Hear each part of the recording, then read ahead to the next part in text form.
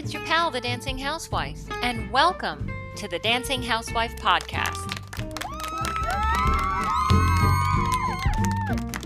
Hello, dance friends. Today we're kicking off a brand new series I've been dying to share with you, and it's called Ballroom on a Budget. Whether you're a newbie twirling through your first group class or a seasoned competitor with a suitcase full of toffee-colored fishnets, chances are you've had the moment where you glance at your bank account and whisper to yourself, "What have I done?" Yep, today we're talking about the elephant in the room, the cost of ballroom dancing.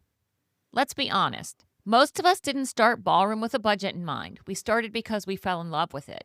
And then, one Swarovski crystal at a time, we realized this love affair isn't cheap.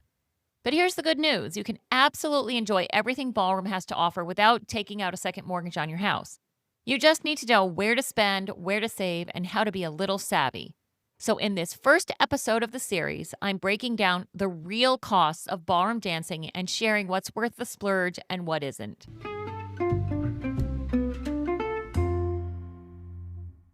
Let's start with the big picture.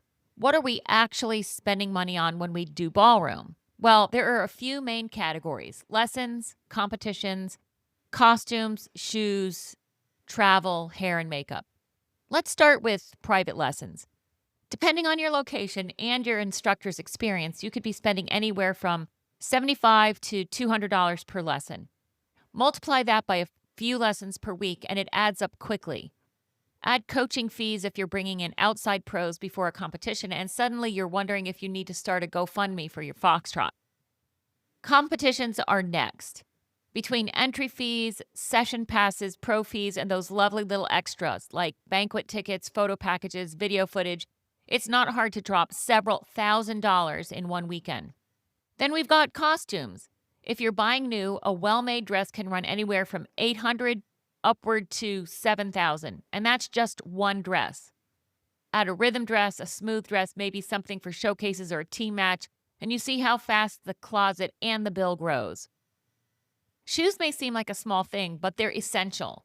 Plan on spending around $200 per pair, and remember, you'll need different ones for standard, Latin, smooth, and rhythm. If you're dancing regularly, you'll need to replace them about every 6 to 12 months, and I recommend getting a pair of practice shoes as well.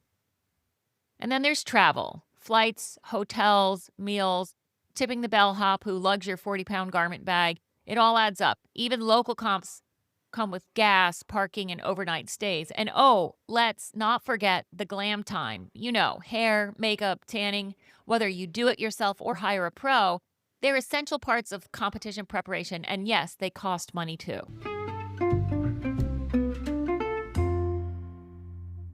So what's worth the splurge?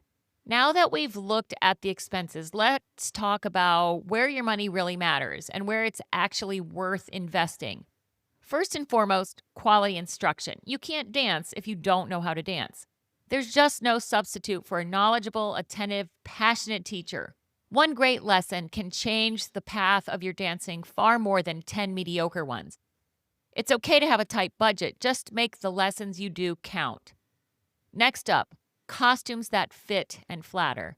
No, you don't need a brand new $4,000 gown covered in Swarovski crystals.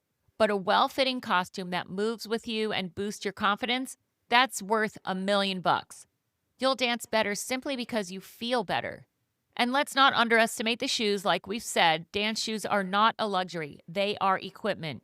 If your feet hurt, your dancing suffers, you're not having fun. Invest in the right shoes for your style, your foot shape, and your level of activity.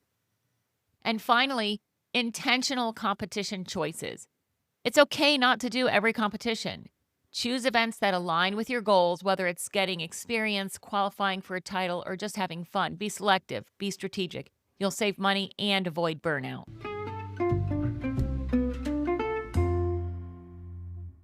Okay, now let's talk about where you can cut back without sacrificing the experience. First, group classes and socials. They're an amazing way to build your skills, stay active, and connect with the community.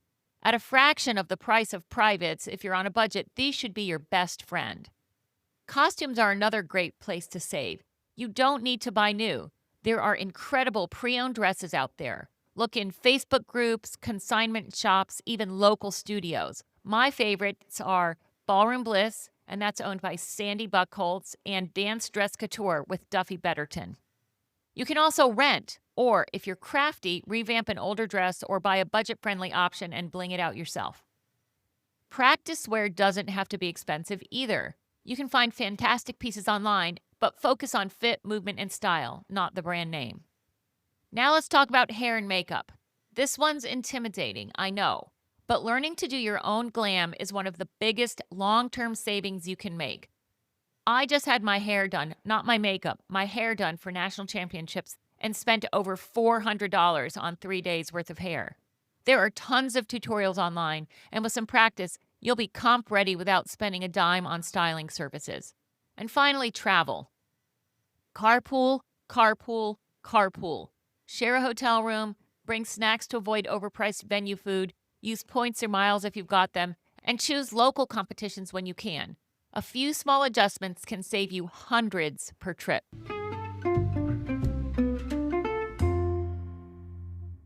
So now that we've covered the big picture, what's next? In the upcoming episodes of this Ballroom on a Budget series, we'll go deeper into each of these areas. I'll be sharing how to find high-quality lessons without breaking the bank, where to find beautiful, affordable costumes and how to avoid getting scammed online, budget-friendly hair and makeup tips, even if you're a total beginner, smart travel and packing strategies to cut costs at comps, creative practice wear solutions that don't scream budget, and the best of all, listener-submitted hacks and tips that just might blow your mind. Listen, ballroom isn't cheap, but it doesn't have to be overwhelming either. With the right mindset and a little strategy, you can pursue this beautiful sport without sacrificing your financial health.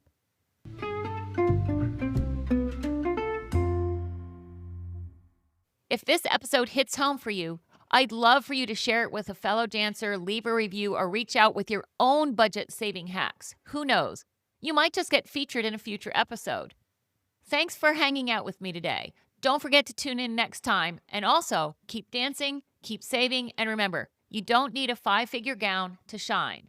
This is the Dancing Housewife signing off, and until we meet again, happy dancing! That's all, folks.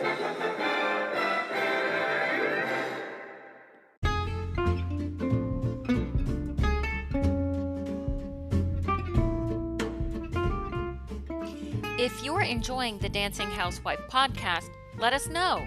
Click like, share it with your friends, and be sure to follow or subscribe. New episodes drop every Monday.